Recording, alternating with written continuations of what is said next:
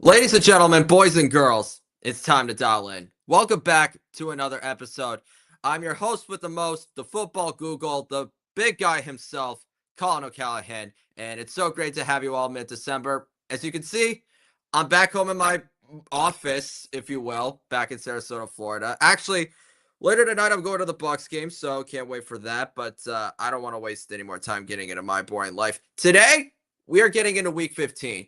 Three teams could clinch a playoff spot by the end of the week. One of them could possibly win the division. So I think without further ado, I'm going to start sharing the screen here and just go through all the Week 15 games. Nobody is on a bye this week, thank God. So all 32 teams are going to be in action, whether it's a close game or whether it's just going to be one of those, boring divisional matchups that, nobody really cares about.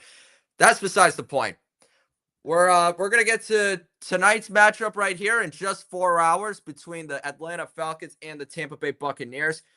Never thought that this would be a win now situation for this team because Tampa Bay, I don't know what it is. Since Todd Bowles has been the head coach, they always find a way to secure the division at the very last minute. They don't wait until, mid-November or early December to get the job done. They always have to keep their fans on their heels, and it's absolutely really annoying, and it's just, honestly, I'm getting kind of sick of it, but after last week's loss to the New Orleans Saints, this is literally must-win now mode against Kirk Cousins.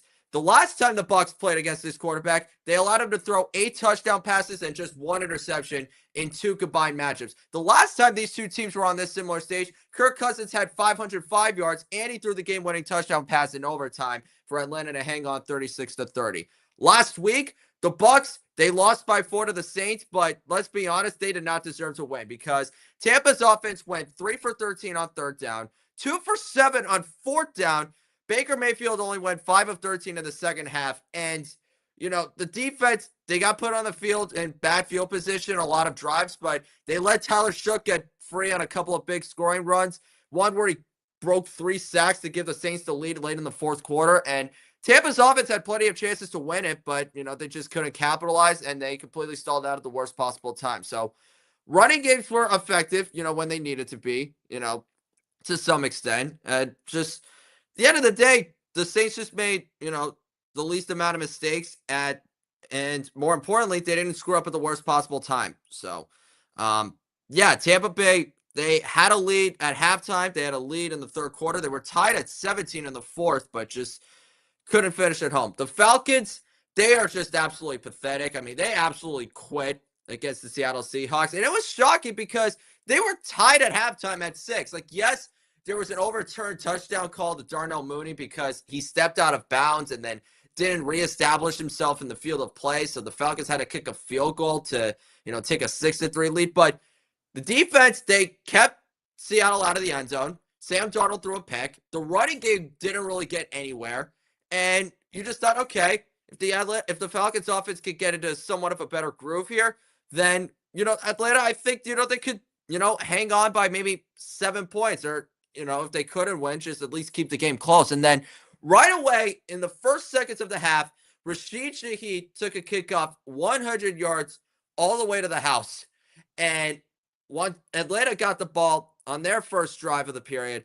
Bijan Robinson got the ball punched out. Jackson Smith and Jigba got in stride for a 28-yard touchdown. And all of a sudden, the gates just completely blew wide open. So Kirk Cousins threw 2 interceptions. Sam Darnold had somewhat of a better second half than he did the first. Ended up having a pretty efficient day. And yeah, it was just an absolute ass kicking. So Falcons are absolutely toast. Like, their defense is really starting to give up on this team. The offense is just absolutely nothing when it doesn't have Drake London or Michael Penix. And, Raheem Morris is going to get fired. Terry Fontenot should have been fired a long time ago. And they don't even have their first round pick. And now it's, completely resulted in them being eliminated from playoff contention. So entering tonight, the Buccaneers, they cannot afford to lose this game. Atlanta's going to try to play spoiler because they're third in the league in sacks. They could definitely, take advantage of this, up and down offensive line that the Buccaneers have. Tampa Bay's whipping out the creamsicle uniforms, so the throwbacks are going to be back. But like I said, this cannot be one where they just, stumble around and, walk into a, an avoidable defeat. Without Drake London, it's simply just load up on Kyle Pitts, make sure that you play a lot of press coverage on the wide receivers and load up the box so that way Bijan Robinson and Tyler Algier don't completely blow the game wide open. And if you're Baker Mayfield, you need to make sure that you're the best player on that football field. Obviously, the Bucs need to run the ball well, and I think they can when you have Bucky Irving and Rachaad White. But Mike Evans could be coming back. Jalen McMillan could be coming back. Obviously, your passing game needs to, since the bye week, they have not been the same. Chris Godwin hasn't, looked that right since coming back from injury. Emeka Egbuka, I feel like, he tried to rush himself from that hamstring injury, and he hasn't been the same since. Cade Otton hasn't really been the dynamic tight end that we all thought he could be.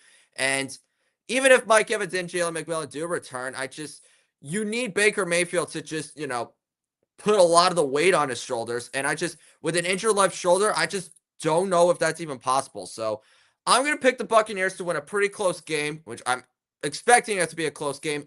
I hope it's not, because this should be a blowout on the surface. But at the end of the day, I trust Baker Mayfield more than I do Kirk Cousins in the clutch. I expect them to win 20-17. All right, now we're going to move on to Sunday's festivities. And right away, I'm just going to let the elephant out of the room. We're going to talk about the Bills and the New England Patriots. New England is coming off a bye week. They are 11-2. And one more win can not only get them a playoff berth, but they will win the AFC East for the first time since 2019, which is ironically the last time that they swept the Buffalo Bills in a division series. Buffalo is coming off a pretty impressive win over the Cincinnati Bengals. Well, I mean, I guess you could say impressive considering that Josh Allen literally had to carry them to the end this time. But through 55 minutes, Joe Burrow had this win in his bag. I was watching this game at a bar with a lot of friends. There's one person next to me, that's a diehard Bengals fan. And I'm holding out so much hope for them because through 55 minutes, the Bengals are literally winning the game from start to finish. Joe Burrow was absolutely spectacular. They were unstoppable on third down. They didn't really do so well running the football, and their defense was starting to slip up towards the end. But Cincinnati never gave up the lead. They scored on, 5 of their first 7 drives. They were up by double digits at multiple points in the game. And yes, Josh Allen did make a lot of plays to keep the Bills in it, but Joe Burrow always found a way to respond. Then with 5 minutes and 28 seconds left, Joe Burrow threw a pick six to Christian Benford on an attempted screen pass to Ja'Marr Chase. That gave the Bills the lead, and it gave them all the momentum they needed to win that game. Because on the very next play, Joe Burrow threw another interception that got tipped and picked by A.J. Epinesa. The Bills go right down the field to score a touchdown in about 5 or 6 plays. They go ahead by double digits. And yes, Joe Burrow ended up throwing a late touchdown pass to T. Higgins, but all Josh Allen needed to do was get one more first down to run off the clock, and that's exactly what they did. So if you're the New England Patriots, you do not want this to be exactly like 2021, where you come off a bye, you have a lot of hope, you think you're going to get the number 1 seed in the AFC, and then they just implode and completely get their asses kicked in the playoffs. So, and this matchup right here, this is not going to be a walk in the park. I don't care that this is at home. Josh Allen is going to do whatever it takes to win this football game. You know that him and James Cook are the 2 biggest, energizers on that offense. And yes, the defense has their flaws, but if you even make the tiniest mistake or the smallest slip up, then that's going to be all the momentum that Josh Allen needs to win this football game. And it is not going to be pretty. So if the Patriots can have a clean game, if they can channel some of the energy that they had in week 5, then I think they'll be in good shape. But otherwise, the Bills know what type of challenge they're in for. They know that this is going to be, they know how good the Patriots are. They know that they can't make any mistakes on their end. And they know that they're going to need a lot of guys, more than just 2, to just step up. So I'm not going to be completely shocked if the Bills win this game, but, I picked the Patriots the last, 10 straight games, and they've won all of them. So I can't jinx them. I really cannot jinx them. So I'm going to say the Patriots hold on 27-24, but I'm not feeling completely confident. I feel like it's going to be a lot closer than we think. So we'll see. All right, speaking of the Bengals, we got them hosting the Baltimore Ravens. The second time in 3 weeks that these 2 teams will be playing each other. Already talked about Cincinnati and, how they let a winnable game slip out of their hands. Sorry, Olivia. I love you.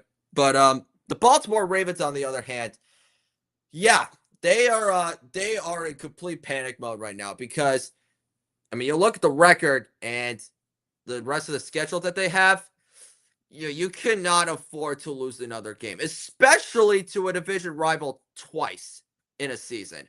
So we all knew what the Ravens did the last time they played the Cincinnati Bengals. They turned the ball over 5 times. The defense, they forced 6 field goals, but they gave up a couple big touchdowns in the second half to let the game get out of hand.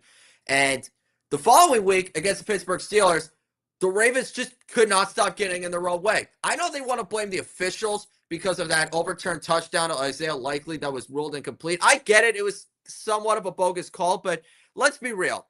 The offense was absolute trash in the first half. The defense got absolutely torched in the third quarter. And in the fourth, they had multiple chances to get back in the game and win it, but the offense kept settling for field goals. They turned the ball over on downs, when they had it after that Isaiah Likely touchdown because Mark Andrews got his hands on what would have been a wide open touchdown pass to DeAndre Hopkins. And on the final play of the game, with a chance to, again, score a touchdown and take the lead, Lamar Jackson took a sack and it ran out the clock. So the Baltimore Ravens had so many chances to win that game and they completely failed every time it was within their grasp. So entering the jungle, there is no margin for error for either side. We know that whoever turns the ball over the most is going to be the one to lose that football game. And this is just par for the course for the Bengals because they've been, in these situations a lot last year and in a few games this time around. If you're the Ravens, I don't give a crap that Lamar Jackson is hobbled, okay? He is on the football field. We saw Aaron Rodgers go out there with a slight break in his left wrist and throw an air pass of 20-plus yards for the first time in over 2 months. And he finished the game with 280 yards. So I don't want to hear SHIT about Lamar Jackson, missing practice or not being 100% or the whatever the case may be. I don't care. The offense, your identity is in a crisis right now. Defensively, they're starting to tap out. And you cannot afford to lose this game because if you're 6-8 with 3 games left to play, it's going to take a complete collapse from either one of these teams for the Ravens to even have a shot at making the wildcard race. I am tired of Lamar Jackson getting a pass. For what? We know you're great. Start winning and get your freaking crap together because this is absolute bogus. With that being said, I'm going to calm down for a second. With that being said, I got the Bengals pulling off this sweep because, with the comments that Joe Burrow made in his press conference yesterday about, him trying to sort everything out and trying to see, how the rest of the season is going to go for them. I'm paraphrasing because I don't have the exact quotes in front of me, but it's somewhere around the block. You just know that Joe Burrow is going to be incredibly charged up to play. There's not going to be, they won't have T. Higgins, unfortunately. They won't have Trey Hendrickson, but still got Jamar Chase, still have Chase Brown. They did enough to win the last game on Thanksgiving night a couple of weeks ago. And defensively, I definitely think that they are perfectly capable enough of, slowing Baltimore down again because they forced 5 turnovers the last time. They forced them to play incredibly one-dimensional, and this was on their home field at M&T Bank Stadium. So if the Bengals could do that there, then anything is possible, at Paycor Stadium. So I got the Bengals winning a pretty chippy game here, 27-19. Okay, let's see who we got next. We got the Jaguars and the Jets. So this one is not going to be as close of a game as, some people would hope. Jonah White. But I think that, listen, the Jaguars, they took care of business against the Indianapolis Colts, which is pretty much what we all expected because they haven't lost a game at home to Indianapolis since 2014. Daniel Jones unfortunately suffered a torn Achilles.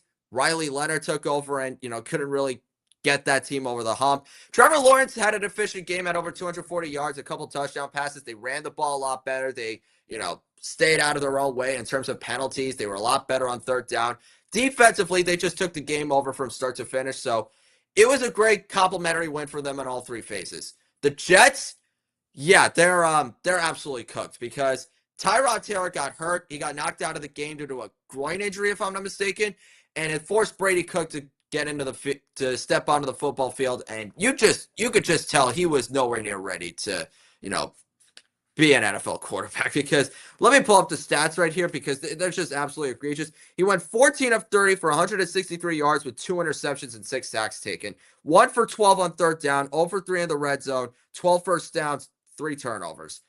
I mean, Tua Tagovailoa didn't even have that great of a game, and they still ran for nearly 240 yards. Ironically, Achane wasn't even the leading rusher. It was Jalen Wright who had his first breakout game, which is honestly good for me to see because I liked him coming out of college. He was amazing at Tennessee, and Mike McDaniel, they gave him a heavy workload, and it paid off to a huge extent. So I think in this particular game, I don't really care who the Jets starting quarterback is. The Jaguars have the best rushing defense. They're tied for second in takeaways. Offensively, they've been, really balanced and methodical over the last 2 weeks. They haven't really made any mistakes up to this point. And I think that they should just follow the similar script into this one. As long as they just take care of the football and not get in over their heads, then I expect Jacksonville to really just, take care of business from start to finish. So I expect this to be a blowout. I expect the Jaguars to win 31-10. And, New York, I mean,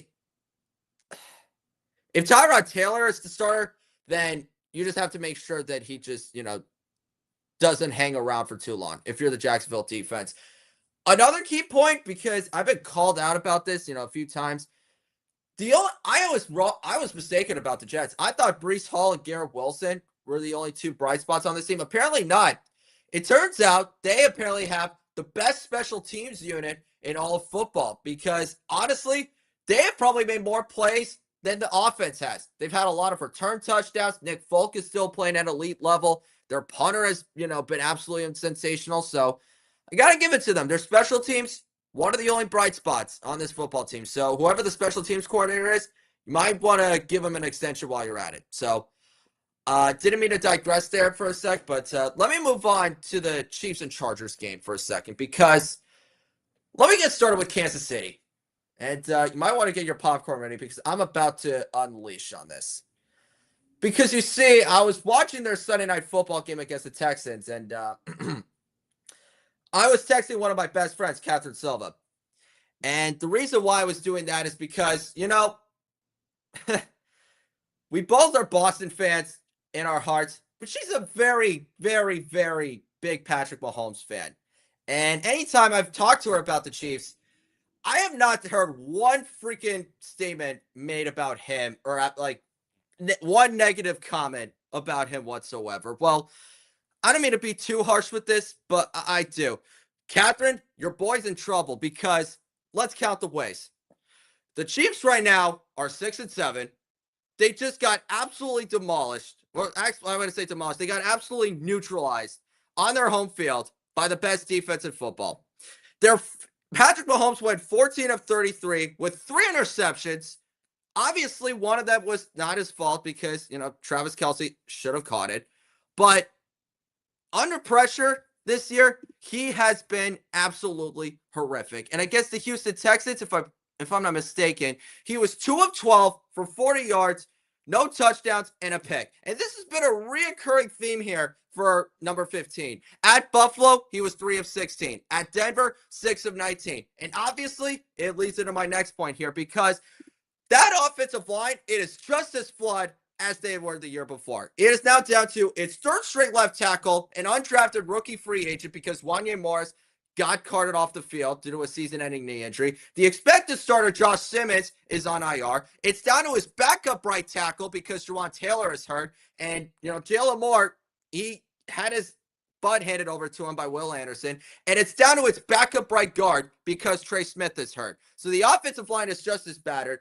And the running game, it is absolutely non-existent because you've got Kareem Hunt, a short yardage back that hasn't really, been explosive with the exception of one game against the Indianapolis Colts. And you have Isaiah Pacheco, who's not just coming off a fractured fibula, but is also coming off a pretty significant injury in the middle of this season. So he has clearly not been the same. He is just as hobbled. And when you don't run the football and you don't have the line to really protect you, then opposing defenses are saying, okay, we're just going to play man coverage. We're going to have 2 safeties deep. We're going to play cover 2. And it doesn't really matter how many guys we rush because whether we rush with 4 or whether we blitz, we're going to get home one way or the other, and we're going to make sure that Patrick Mahomes is not comfortable throwing the football. So that's number one. The defense, that defense was good enough to win that game on Sunday. Okay? Midway through the fourth quarter, it was tied at 10. CJ Stroud couldn't complete his first 9 pass attempts to start the second half, but all of the momentum shifted on 4th and 1 at the 31-yard line. The Chiefs offense, not only did they decide to go for it, but they run a play out of an empty formation with Hollywood Brown motioning into the backfield, then flanking his way over to the right side of the field. Will Anderson completely won his block, forced an awkward pass over the middle. It got broken up, and the Texans only needed 6 plays to go right down the field and take the lead. That completely swung the momentum right there, because the next drive, the Chiefs went for it again on 4th down in their own territory, and it fell out of Rashee Rice's hands. The third drive, Patrick Mahomes ended up throwing his 3rd pick of the game to Azeez Al-Shaair. That set up a field goal with 30 seconds left to put the game out of reach. That defense, it is a good unit. It's still one of the best scoring units in the league. Steve Spagnuolo has done whatever he could with the guys that he's had in charge, but it tends to quit at the worst possible time. When it comes to one-score games, they tend to let up and they tap out, in the final 2 minutes. And it's why quarterbacks like CJ Stroud, Dak Prescott, Josh Allen, Bo Nix, even Trevor Lawrence has outplayed Patrick Mahomes.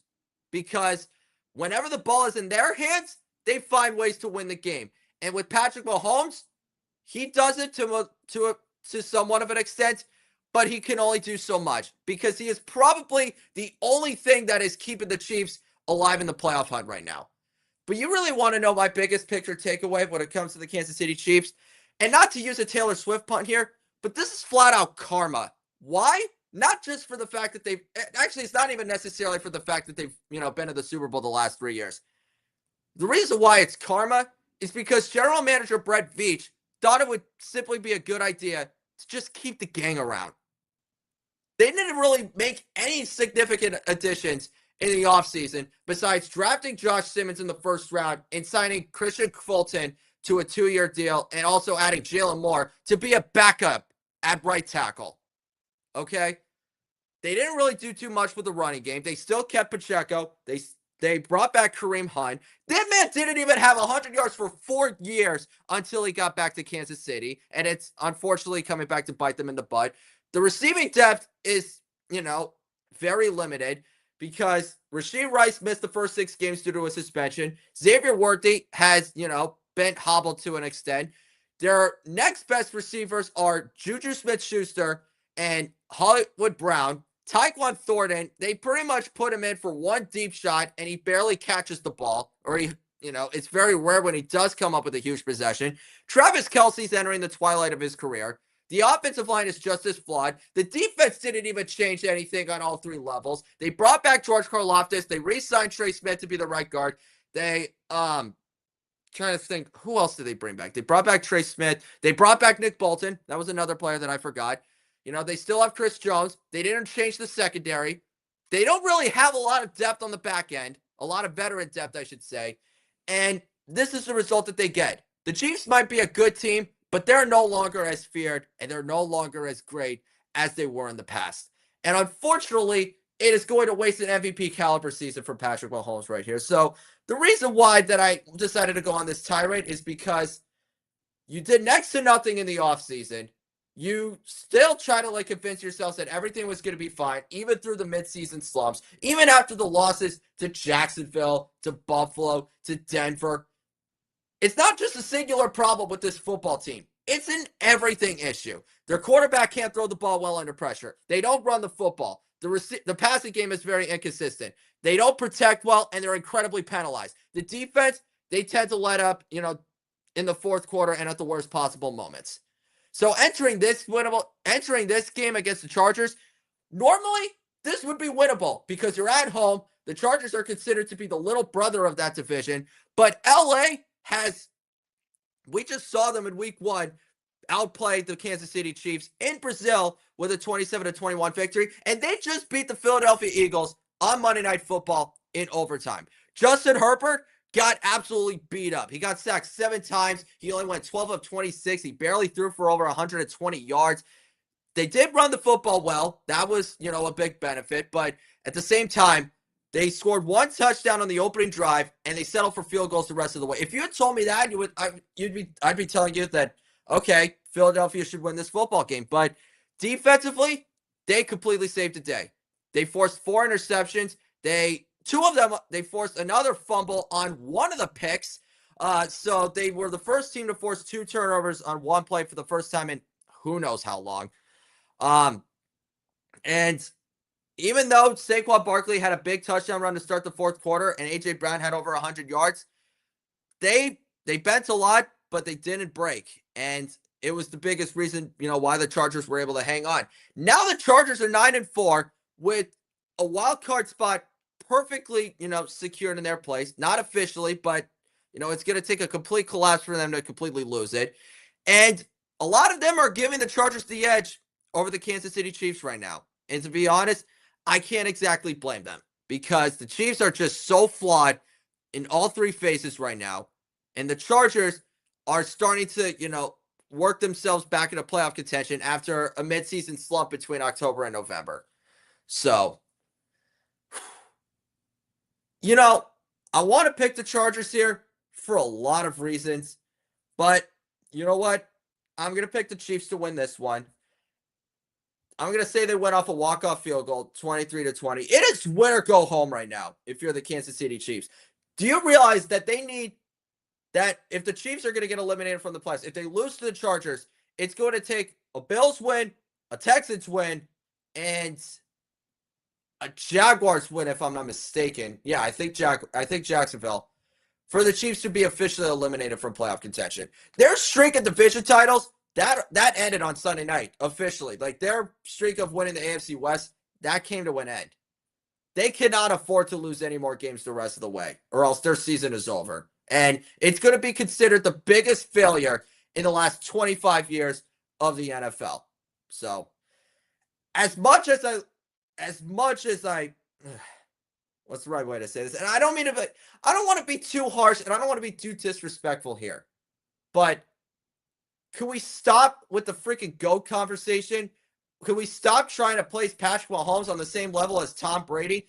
It's not going to happen. It has not been the case. And I already went into that spiel after the Super Bowl, but people like Nick Wright are still clinging on and are still just trying to, grasp it or whatever copium or whatever false hope they have left. And it's just not meant to be. Sucks to suck. Womp womp. Okay. I'm going to move on because I really need to calm down for a second. Yeah, we got the Texans and the Cardinals. This should be an easy win for the Houston Texans on the surface, but something tells me that we're going to get somewhat of a closer game here because the Texans offense over the last 5 games in their last 5 in their 5-game win streak, they have a tendency to let the opponent hang around for too long. And the Arizona Cardinals, when they're not playing a division rival, can be somewhat scrappy. And I think that, listen, the Cardinals definitely have their flaws on both sides of the ball, but Michael Wilson is a stud. Trey McBride has certainly proven to be one of the best tight ends in all of football. And I think that, Jacoby Brissett, when he doesn't turn the ball over, has been a pretty decent quarterback. But Arizona just got its asses kicked by the Rams, and it's kind of predictable because LA needed a bounce-back win badly after, letting a win slip out of their hands against the Carolina Panthers. I think we all knew that the Rams were going to win that game. It was just, what it was going to take for, that game to get out of hand. But the the Houston Texans, their defense, their pass rush is going to be the reason why they end up winning that game because Jacoby Brissett, he hasn't started that many games for them, and yet somehow, some way, he's tied for the 7th most sacked. He's been tied as the 7th most sacked quarterback in the National Football League, along with Patrick Mahomes and Lamar Jackson. 2 quarterbacks that, or actually, no, not 2 quarterbacks, but there are 2 teams that Houston took care of convincingly. So I think that Houston defense, once again, is going to take over that game from start to finish. And more importantly, I just believe that, offensively, they're not exactly, the most, lethal unit, but as long as they just stay out of their own way and they don't make any mistakes, then I think that, they should have this game under their control. So I do believe we're going to get a scrappy game here. I think that, the Cardinals, they're going to they're going to throw a couple of punches, but I don't expect Houston to let up any sort of real momentum here. So I'm going to pick the Texans to win this game 23-17. Okay, let's see who we got next. We got the Bears and the Browns. All right. You know what? You want me to say that the Bears are going to win this game easily. They're at home. The Browns are terrible. But yeah, no, this is not going to happen. You know why? Because the Bears just never learn their freaking lesson. Okay? And I hope that there are people in my journalism school listening to this because they needed to be absolutely humbled after losing to the Green Bay Packers last week. And it went exactly the way that I thought it would. I knew it was going to be a close game. I knew that, the Bears offense was going to, throw their punches, stay in the fight for as long as possible. But in the fourth quarter, it came down to the quarterbacks. You had Jordan Love and Caleb Williams. And in the final 5 minutes of the game, Jordan Love marched his team down the field to score a touchdown. Caleb Williams, when he got in the red zone, threw an interception. That sealed the deal.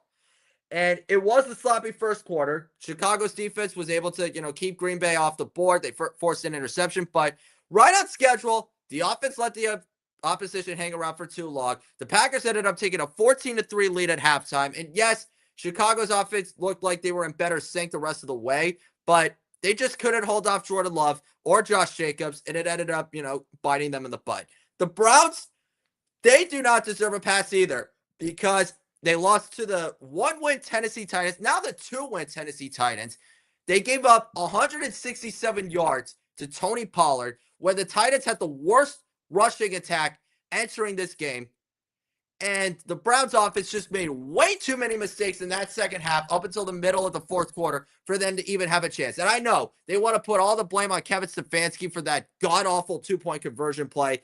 I totally get it. Where you have Quinshon Judkins fake a reverse, try to throw a pass to the tackle in the end zone, then spin away from the rush, heave the ball across the body to freaking nowhere.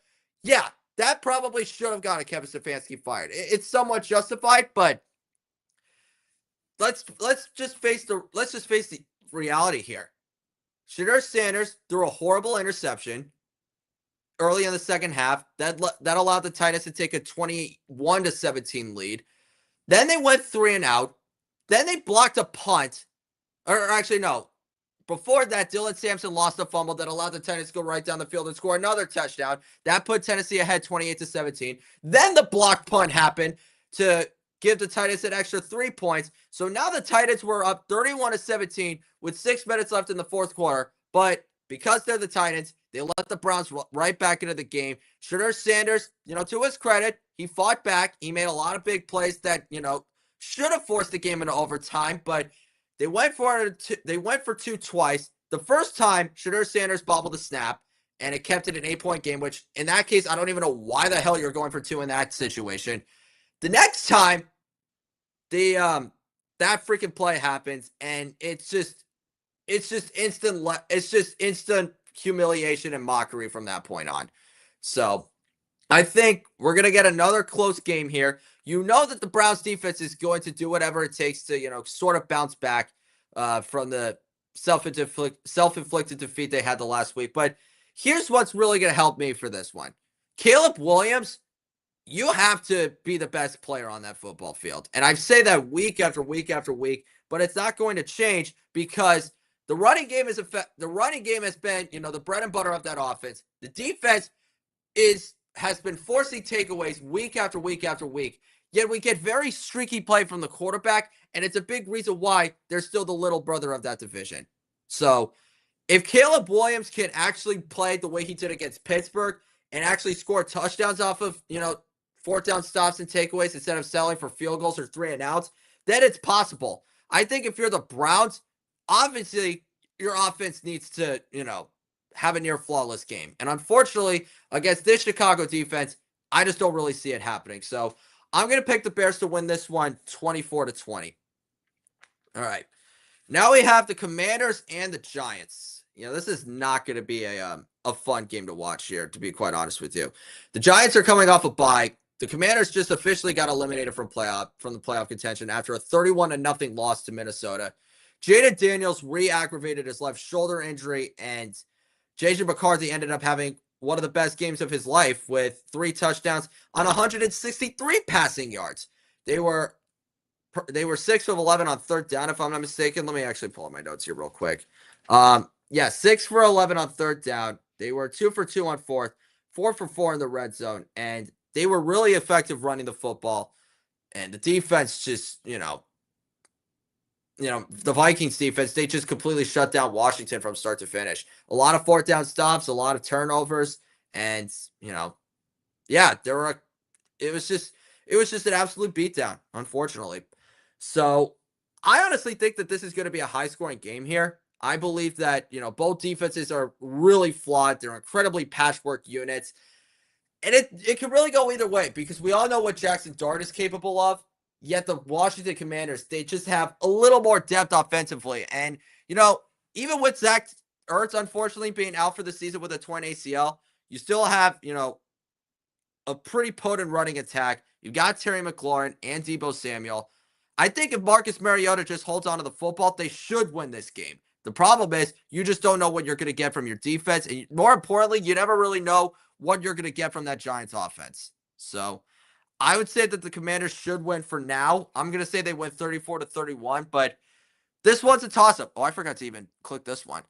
I think it's a toss-up, and you just hope that, none of these quarterbacks make that one mistake that just, swings the game in the opposite direction. So we'll see what happens.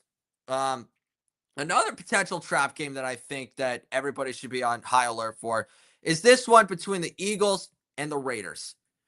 I don't want anybody to be fooled by the fact that, the Raiders only lost by 7 points. Yes, that's what the scoreboard says, but it was 24-7 midway through the fourth quarter. And the only reason why it was a one-score game is because they decided to kick a desperate field goal with 5 seconds left, which I don't even know why they're doing that. I guess they just wanted to piss off all the bettors that, were in the stands at Allegiant Stadium. It is Las Vegas after all, but I mean, Denver Broncos, it was just a dink and dunk game from them from start to finish. Bo Nix had 230 yards on 31 completions, but they were near unstoppable on third down, and they just completely dominated the time of possession. I think it was 39 minutes to 21. So offensively, they just didn't turn the ball over. They were on the field for as long as possible, and the defense just took care of the rest. They came up with 4 sacks. They never let the game get out of hand. They did let the score get tied at 7 at one point, but they never let the Raiders take the lead. And a huge punt return touchdown from Marvin Mims was, the one that, gave Denver the lift that they needed just to hang on for that win. So, with that being said, though, the Raiders, I have them pulling off an upset here. And the biggest reason why is because Pete Carroll has not lost to the Philadelphia Eagles since 1999 when he was the head coach of the Patriots. Right now, the Eagles, they're giving off 2023 vibes, and it's just giving me way too many flashbacks. Actually, if I remember correctly, the last time Pete Carroll played the Philadelphia Eagles, he had Drew Lock as his starting quarterback because Geno Smith got hurt, and Drew Lock threw the game-winning touchdown pass to Jackson Smith-Njigba, 20-17. 2 years later, Kenny Pickett could be in line to start for the Raiders because Geno Smith is hurt. And the Raiders have, a few pieces that could, make a few big plays down the stretch because Philadelphia's offense is absolutely lifeless. Jalen Hurts was absolutely horrible.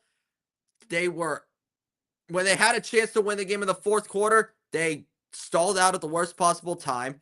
They kicked a field goal with 2 minutes left instead of with 5 seconds left because they decided to take 2 shots into the end zone and not try to milk the clock down to, kick the game-winning field goal. And in overtime, Jalen Hurts was the one that threw the 4th interception of the game to seal the deal. To Tony Jefferson, of all players.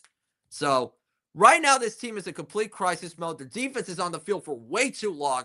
And I hate to say it, I've completely lost all my faith in this football team. And with all the talent that they have on their offense and with the amount of, you know, girth that they have on their defense, it shouldn't be the case. But hey, if the Seahawks could do it 2 years ago and the 3-win Cardinals could do it a few weeks after that, then anything is possible when it's, a bottom feeding Raiders team going into Lincoln Financial Field. I don't expect Kenny Pickett to have the biggest game of his life. Heck, I wouldn't be surprised if he had like 180 yards with, a pick, but I don't know if Jalen Hurts is going to have that much better of a performance. Just saying. So I'm going to pick the Raiders to win in a shocking upset, 20-17. Yep, I said it. Come get me. All right. Now we have the 425 window. We got the Seahawks versus the Colts. Oh boy. So Indianapolis, they started off the season 7-1. They've lost 4 of their last 5 games. Daniel Jones is out for the season with a torn Achilles. Riley Leonard is dealing with a strained ligament in his right knee.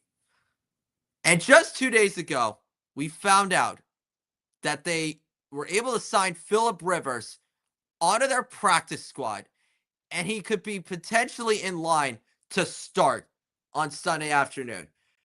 That was not misspoken. Phillip Rivers, who is 44 years old and is a grandfather, could be starting. I mean, I knew the Colts were going to be desperate for a quarterback. I did not think that they would actually go to this extent. But you know what? Then again, they did promote Jeff Saturday to be the interim head coach in 2022. So, you know what? It shouldn't be too surprising, but it doesn't really matter. I think the Seahawks, they should win this game in a blowout. If you take Jonathan Taylor out of the game plan, then you should generate enough pressure defensively, and your offense should just do the bare minimum to win that game by 25 or more points. I mean, I'm actually going to go 24. I'll go 28. I'm going to take the over in this one because let's face it, Seahawks offense, since that Rams game, they've played exceptionally better. They haven't, turned the football over at an alarming rate. Sam Darnold isn't screwing up. The running game, has its moments, but, it just, it's been a decent unit to some extent. Jackson Smith-Njigba is still a stud, and the defense has really led the way for beginning to end in almost every single game. And I feel like they'll do the same against Indianapolis, 38-10. Next up, we have the Broncos and the Packers. So we're going to get a little bit more of an exciting grudge match. Actually, I feel like this should be America's Game of the Week over the Rams and the Lions. And I'll tell you why. Both teams are in huge need of a win here to, secure first place in the division. If the Broncos win, they officially clinch a playoff spot. If the Packers win, they don't lock up anything yet, but they do. They still have the tiebreaker over everyone else in the NFC North. So a big win would be huge for them. And when I look at the scope of this game, I see a lot of different elements come into play here. If you were to ask me who is the better offense, it's the Green Bay Packers because Jordan Love has been playing extremely well. He's having an MVP caliber season. Josh Jacobs is still an absolute workhorse at running back. The passing game looks a lot more fluid with a few key guys returning from injury like Christian Watson and Jaden Reed. And the offensive line, even with, a couple of key losses, they still have only allowed 18 sacks, which is, fourth in the National Football League? So offensively, they are the more dynamic and sound unit. Defensively, however, that goes to the Denver Broncos because they lead the league in sacks and they're fourth in points allowed. So this is going to be a huge test for Jordan Love here. You need to make sure that he doesn't turn the football over. You need to make sure he shows up in the clutch in the fourth. And more importantly, I think that, their running game is going to be a big X factor because that's one of the key strengths that Denver's defense has. But when you have that huge of a front seven that can not only pressure the quarterback, but, clog up the run lanes, it can pay huge dividends. However, there is one important factor that I think we're sleeping on right now, and that is Bo Nix. I'm not saying he's a top 10 quarterback, but he has 6 game-winning drives in the fourth quarter. And it could be a 7th because while Green Bay's defense has been relatively strong this year, I don't know. There's just a few guys on the back end that I don't particularly trust. And I think with Bo Nix's athleticism and a few key guys that can stretch the field like Evan Ingram and Courtland Sutton and even Troy Franklin, this is definitely the type of offense that, can show up in the most important minutes. And I think as long as, Bo Nix doesn't do anything to screw it up, then in the final 2 minutes, he's going to do what it takes to win the game. It's kind of Tim Tebow-esque, but the only difference is Bo Nix is a way better thrower of the football. And Denver has a way better team than they did in 2011. So I think we're going to be in for one heck of a showdown here. I think it's going to come down to the wire. But I think because the Broncos have the better defense at home, they should make just a few more plays on the final drive. It could really go either way because Jordan Love is that dude. But I don't want to underestimate the guy that, knows how to win big in the fourth quarter. So I'm going to pick the Broncos to win this one 23-20. All right, we got a couple more of the, actually, no, we got 3 more late Sunday afternoon games. Let's start with the Titans and the 49ers. I'm going to make a long story short here. I'm going to pick the 49ers to win. Yes, Tennessee had an impressive win over Cleveland on the road, but the 49ers have a way better coach. They have a more confident offense. Their defense is incredibly, dangerous with Robert Saleh, as the defensive coordinator. And listen, Tony Pollard broke a couple big runs that, really helped the Titans offense, get in a rhythm and, not have a completely horrible performance. But I feel like the 49ers are going to be more disciplined. They know what's ahead of them, and they're not going to look past this opponent. So I'm going to say the 49ers win this one in a heartbeat. I say they win 40-17. So I hate to spoil the party in Nashville, but, that's just the reality. Next, we have the Panthers and the Saints. It's Carolina coming off a bye week. The Saints coming off another impressive road victory over a division rival. They did it a month ago at Carolina. They did it just last week against the Tampa Bay Buccaneers. Were they perfect? Absolutely not. But the defense, they were absolutely sensational. They forced 5 fourth-down stops.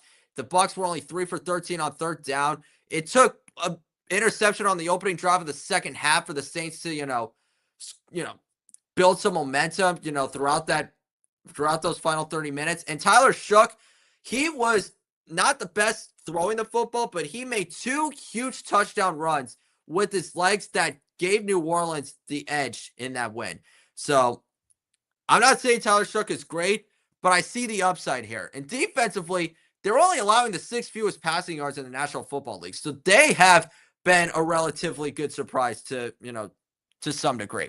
I think if you're the Carolina Panthers here, though, you should be more disciplined and you should, know what is ahead of them. Because Bryce Young in that first game against the Saints was pathetic. Only 124 passing yards, 2 turnovers, no points after the opening drive. The running game couldn't go anywhere. And the defense let Shough throw for over 280 yards with a couple touchdown passes here. So I feel like Carolina should know that they're not walking into a pretty friendly environment here. The Saints are going to play with that edge where they have nothing to lose and they could play spoiler for the second week in a row. But say the Atlanta Falcons do win on Thursday night or do win tonight and the Panthers win, they have a chance to do the funniest thing or one of the funniest things all season and take the division lead. I'm dead serious. Look at this. Like the game, they would be a game ahead, but let's say the Buccaneers do win, then they'd still have the tiebreaker. But they do play each other 2 more times in the final 3 weeks. So that is going to be one heck of a divisional series to see. Honestly, normally I could say that the Saints could pull off the upset at home in the Superdome. But then again, that's what I said when they were playing the Falcons with Kirk Cousins. So I never really know what I'm going to get from Tyler Shough on a week-to-week basis. I don't usually place too many expectations on him. So it's really just more of a wait-and-see thing. But like I said, I expect the Panthers defense to have a way better game. And offensively, as long as you just don't turn the football over, then I think that you should make enough plays to stay ahead. So I'm going to say they win in a low-scoring game, 17-10. All right, we got 3 more games here. Let's go to the Rams and the Lions. Woo-hoo. All right, so the Rams bounced back the way we all thought they would. They absolutely crushed the Arizona Cardinals, 45-17. Stafford was phenomenal. Puka was fantastic. Blake Corum had a breakout game with well over 100 yards on just 12 touches.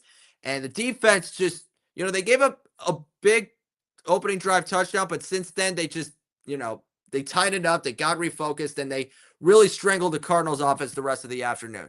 The Lions, Uh, yeah, this is win or go home for them. They had a huge win against Dallas, on Thursday night. And I think that it was definitely the win that they needed to save their season. And I think one thing that gave them the burst and the energy that they needed, I was not expecting this, but Amon-Ra St. Brown, after missing a full week of practice due to an ankle injury, was activated. He was cleared to play. He ended up catching 6 passes for 92 yards, including the first one of the game. And in that first half, Detroit had control of that game. Their offense was in sync. The defense didn't allow a touchdown. They forced a big fumble that, allowed, the Lions to, stay ahead. First play of the second half, Derek Barnes comes up with a huge interception. And 2 plays later, Isaac TeSlaa is wide open in the left corner of the end zone. Detroit is up 27-9. But the Cowboys, they started to climb their way back into the game. They ended up making it a 1-score game at the start of the fourth quarter.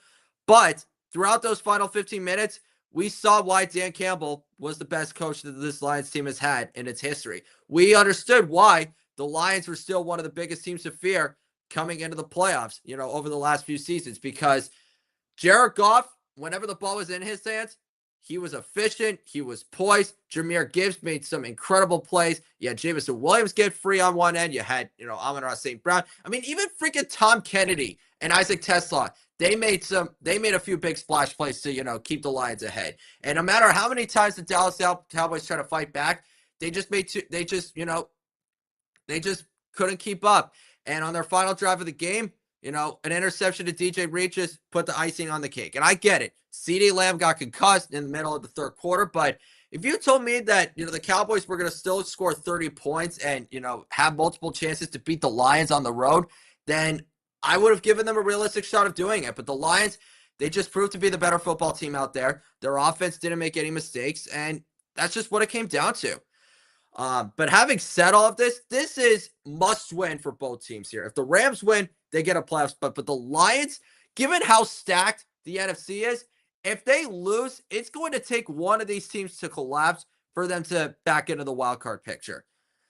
I think that Jared Goff is going to be the biggest player under the spotlight here because, just like the last 2 games against Matthew Stafford, Jared Goff has been the better quarterback. But that was at Ford Field. Now you're in SoFi Stadium. The Rams have the home field advantage. Their offense is going to be the ones, that are expected to have, a better performance. And the defense is the one that's supposed to save the day in the end.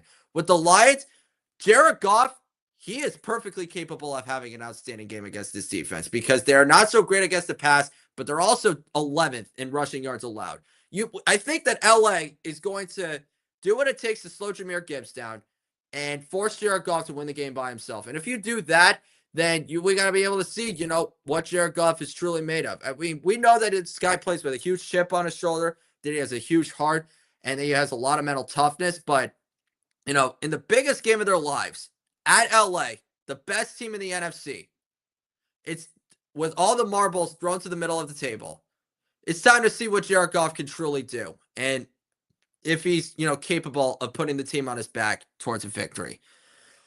Unfortunately, I don't know if I see it happening. I think it's going to be a really close game. I think we're going to get a fight that goes all the way down to the end. But now that the Rams are at home, I expect them to be the ones that, win the game in the final seconds. So I think for the final score, I say they win 30-27. Okay, now we got Sunday Night Football here between the Vikings and the Cowboys. Now, you would think I would pick the Cowboys to win at home because their offense is just sensational and JJ McCarthy is absolutely terrible, right? Wrong. There are 2 factors as to why I think the Vikings are going to pull off the upset in Jerry World. I'm going to start with their defense here because Minnesota's defense is still one of the most aggressive units in the league. And you saw when it has quality quarterback play, it is one of the toughest units to go up against in the National Football League. And I think with the Cowboys, they could run the football well. If it's a ground and pound approach with Javonte Williams, then this is going to be a pretty competitive fight. And I believe that Dak Prescott should, have a relatively solid performance because of that. But if you don't have CeeDee Lamb and they squeeze in on George Pickens and Ryan Flournoy and Jake Ferguson, then it is going to be an incredibly difficult afternoon for Dak Prescott, even on his home field. But that's not even the biggest reason why I think the Vikings will win. there is one particular player that I think is going to take over the game. It's not Justin Jefferson. It's not Jordan Addison or TJ Hawkinson. It is Aaron Jones. You know, he went to high school in El Paso. He went to college at UTEP. This man looked up to Emmitt Smith. He was a Cowboys fan growing up. And anytime he has played against his former childhood team or his favorite childhood team, he has put up 100 plus yards in 4 career games played. And he has been an absolute beast and has been one of the biggest game changers on the football field anytime he does go up against them. And I think we're going to see it happen for a 5th straight time. I think if the Vikings run the football extremely well, and if J.J. McCarthy doesn't make any mistakes, then I think the defense will completely set the tone the rest of the way. Again, the Dallas Cowboys offense is still one of the best units in the league, but their defense, we thought that it, made tremendous strides after the trade deadline, and then we saw in the Lions game that they still had a lot of ground that they needed to make up for. And I think this game against the Vikings, it could be a little bit of a setback, and it's definitely a trap game. Heck, the Arizona Cardinals kept this team on its heels on Monday Night Football. I mean, look how that turned out. So I'm going to pick the Vikings to win this game in a very shocking upset, 26-20. And it could possibly eliminate the Cowboys from playoff contention for good with one more loss along the way. Okay, Monday Night Football. We got the Steelers and the Dolphins. To be quite honest, I don't really know what to expect because let's face it, normally I should pick the Steelers to win this game handedly because Aaron Rodgers hasn't lost a home game to the Dolphins in 15 years. The Steelers haven't lost at home on Monday Night Football since 1991. And the Dolphins generally don't do well in the cold or on primetime television. However, the Dolphins have won 5 out of their last 6 games. Pittsburgh has been absolutely atrocious in their last 3 nationally televised games. And, the Dolphins are starting to, build a lot more momentum towards the latter half of the season. So this could really go either way. Unfortunately for the Steelers defense, they might not have TJ Watt because he just checked into the hospital due to lung discomfort. So I'm praying nothing but the absolute best for him. I'm hoping that he's not in serious jeopardy, not just with his career, but with his life as well. I'm hoping everything works out for the best in that regard. But when the Steelers don't have their best defensive player and you have one of the worst rushing defenses in the league, you're going up against an offense that just ran for nearly 240 against the New York Jets, then the Dolphins can throw in a few wrinkles here that could catch everybody by surprise here. I think as long as Tua doesn't turn the ball over, and as long as, he continues to manage the game, and as long as, as long as he just has a pulse, and as long as he just, doesn't screw up and doesn't put the ball in harm's way, then I think the Dolphins defense can, take care of business the rest of the way because they have been insanely improved. They have been insanely better in their last 5 wins.